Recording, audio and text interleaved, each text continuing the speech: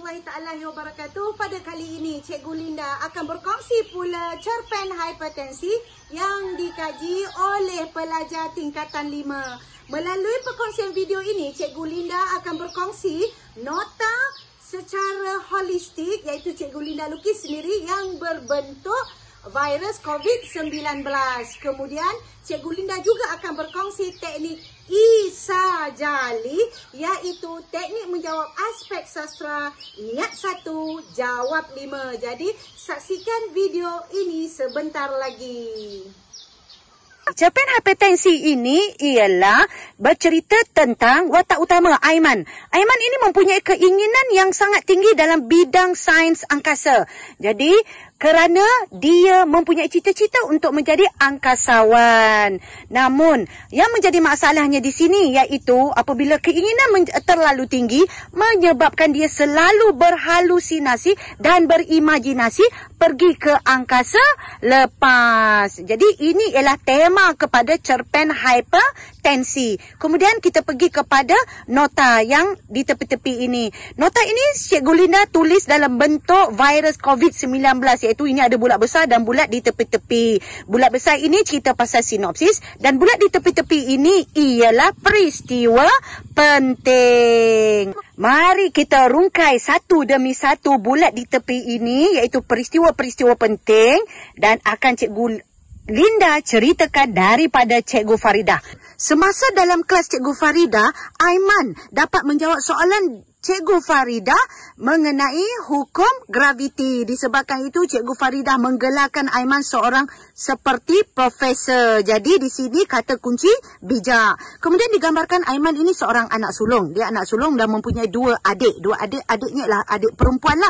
Dan Aiman ni dia sangat bijak dan suka menyindir adik dia, dua orang ini yang kurang bijak. Seterusnya, cerita diteruskan apabila Aiman bersekolah rendah dan dia dapat menyelesaikan masalah matematik tingkatan 5. Jadi SK ini sekolah rendah, tingkatan 5 ini bermaksud dia dapat menyelesaikan masalah matematik tingkatan 5. Jelas menunjukkan Aiman ini seorang yang bijak. Disebabkan dia bijak, maka dia bosanlah pergi sekolah.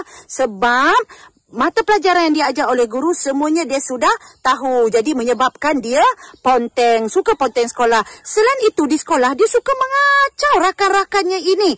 Dan selain mengacau, dia suka merayau-rayau dalam kelas. Disebabkan dia mengacau dan merayau-rayau di dalam kelas, maka gurunya telah melaporkan kepada ibu dan bapa Aiman. Jadi menyebabkan bapa Aiman ni marah dan merotan punggung Aiman sehingga punggung Aiman lebam. Jadi kat sini aduh sakitnya.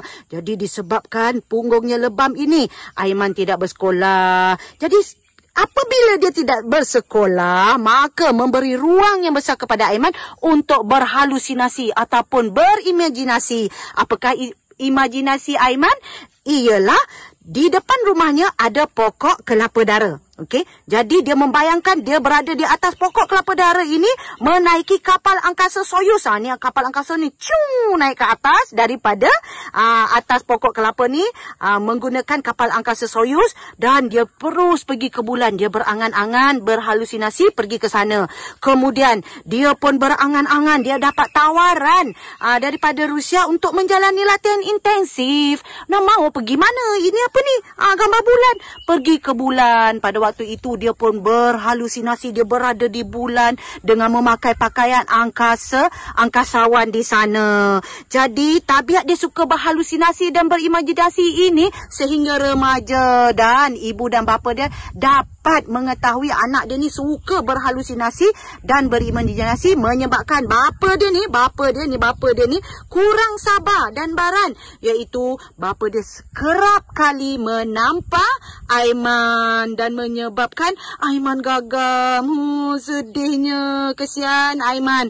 Jadi disebabkan Aiman gagap ni, maka kedua ibu bapa Aiman telah bertanggungjawab menghantar Aiman menjalani rawatan intensif untuk mengubati gagap yang dialami oleh Aiman disebabkan ditampar oleh bapanya. Maka di sini keluarlah tanggungjawab sebagai kata kunci. Kemudian dalam masa yang sama, apabila Aiman pergi latihan menjalani rawatan intensif ini, Aiman terdengar suara, dia terdengar di telinganya suara gaib, iaitu suara gaib ini suruh Aiman berpijak di bumi nyata. Dan Aiman terpengaruh dengan suara gaib itu.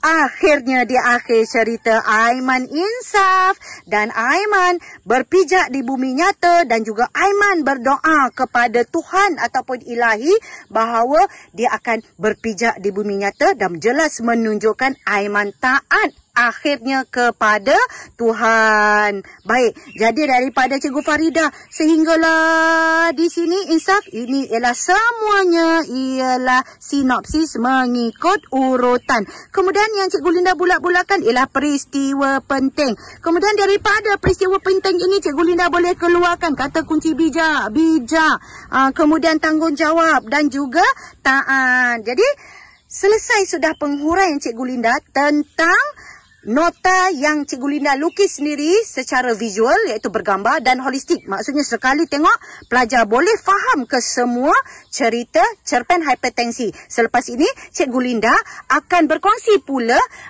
nota yang Cikgu Linda lukis sendiri, tulis sendiri, yang menggunakan teknik Isa Jali. Baiklah, Cikgu Linda akan berkongsi pula bagaimana nak mengaplikasikan teknik Isa Jali, bermaksud ingat 1, jawab 5. Jadi tadi Cikgu Linda dah tunjukkan bahawa kata kuncinya bijak kan? Ingat 1 kata kunci, boleh jawab 5 perkara.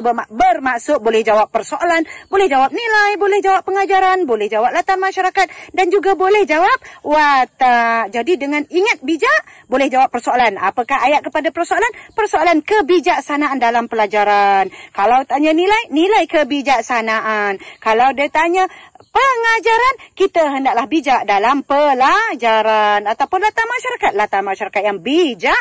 Dan kalau dia tanya watak, Aiman seorang yang bijak. Apapun di sini, contohnya tetap contoh yang sama. Sebab Cikgu Linda dah sebut tadi contoh dia, iaitu Aiman bijak menyelesaikan masalah matematik tingkatan 5 walaupun dia masih bersekolah rendah. Jadi menggunakan teknik Isa Jali ini, ingat 1 kata kunci, boleh ingat 5 perkara.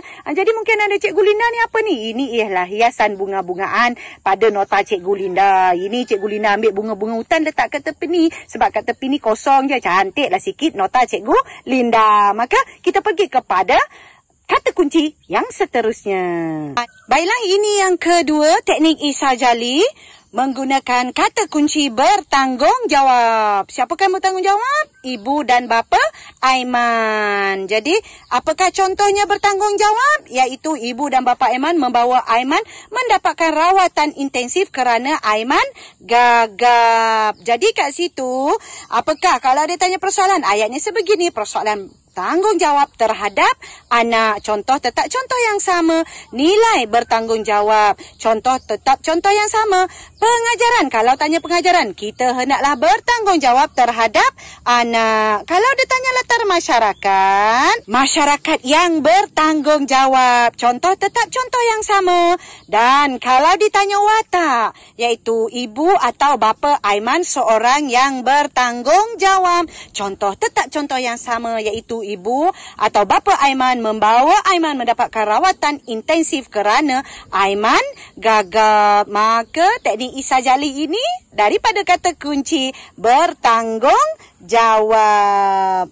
Seterusnya ialah teknik Isa Jali untuk kata kunci taat, iaitu persoalan ketaatan kepada Tuhan. Nilai ketaatan, kita adalah taat kepada Tuhan. Kalau tanya pengajaran, latar masyarakat taat kepada Tuhan. Aiman seorang yang taat kepada Tuhan. Contoh tetap contoh yang sama, iaitu Aiman akhirnya berpijak di bumi nyata dan berdoa kepada Tuhan. Maka itulah dia teknik Isa Jali yang Cikgu Linda perkenalkan. Jadi itu saja perkongsiannya.